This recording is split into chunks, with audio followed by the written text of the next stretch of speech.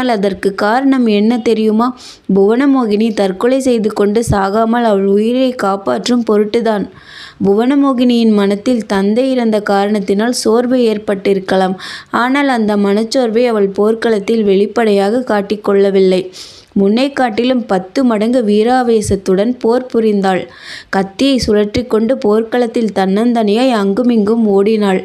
பாண்டிய குமாரியை யாரும் காயப்படுத்தி விடக்கூடாதென்று சுகுமாரன் சோழ வீரர்களுக்கு கண்டிப்பான கட்டளையிட்டிருந்தான். ஆனால் அவர்கள் அந்த கட்டளையை நிறைவேற்றுவது இயலாமற் போகும்படி புவனமோகினி நடந்து கொண்டாள். எப்படியாவது போர்க்களத்தில் உயிரை விட்டுவிடுவது என்றும் சோழர் குலத்திற்கு அழியாத பழியை உண்டு பண்ணுவது என்றும் அவள் தீர்மானம் செய்திருந்ததாக காணப்பட்டது. சண்டையை நிறுத்திவிட்டு சமாதானமாக போகலாம் என்று தந்தை சொல்லி அனுப்பியதை அவள் சட்டை செய்யவில்லை. அதன் பேரில் சுகுமாரன் தானே அவளுக்கு எதிரே வந்து நிற்க வேண்டியதாயிற்று. சுகுமாரனை திடீரென்று பார்த்ததும் பாண்டியகுமாரியின் கையில் இருந்த கத்தி நழுவி விழுந்தது. உடனே பக்கத்தில் இருந்த சோழ வீரர்கள் அவளை பிடித்து கொண்டார்கள். கயிறு கொண்டு அவளுடைய கைகளை கட்டி சுகுமாரன் எதிரில் கொண்டு போய் நிறுத்தினார்கள். சுகுமாரன் உடனே குதிரை மீதிருந்து கீழே இறங்கினான். பாண்டியகுமாரிக்கு ஆறுதலான மொழிகளை சொல்ல வேண்டுமென்று கருதினான். ஆனால் மனத்தில் தோன்றிய ஆறுதல் மொழிகள் வாய் வழியாக வருவதற்கு மறுத்தன. புவனமோகினியின் கோலத்தைக் கண்டு அவன் கண்களில் கண்ணீர் ததும்பியது.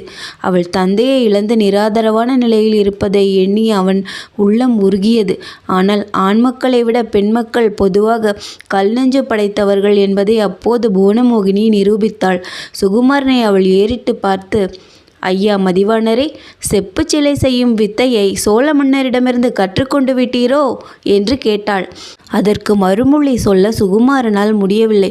தான் அவளை ஏமாற்றிவிட்டு வந்ததற்காக அவளிடம் வணங்கி மன்னிப்பு கேட்டுக்கொள்ள அவன் விரும்பினான். ஆனால் அத்தனை வீரர்களுக்கு மத்தியில் ஒரு பெண்ணுக்கு பணிந்து மன்னிப்பு கேட்டுக்கொள்ள சுகுமாரனுக்கு தைரியம் வரவில்லை.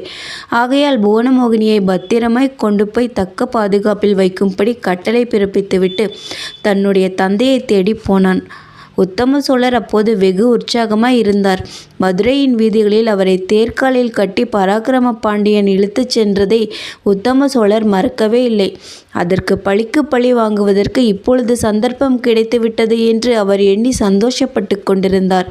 பராக்கிரம பாண்டியன் இறந்துவிட்டபடியால் அவனுக்கு பதிலாக அவனுடைய மகளை பழிவாங்குவதற்கு அவர் திட்டங்கள் போட்டு கொண்டிருந்தார். அவனுடைய இதயம் கொந்தளித்து கொண்டிருந்தது.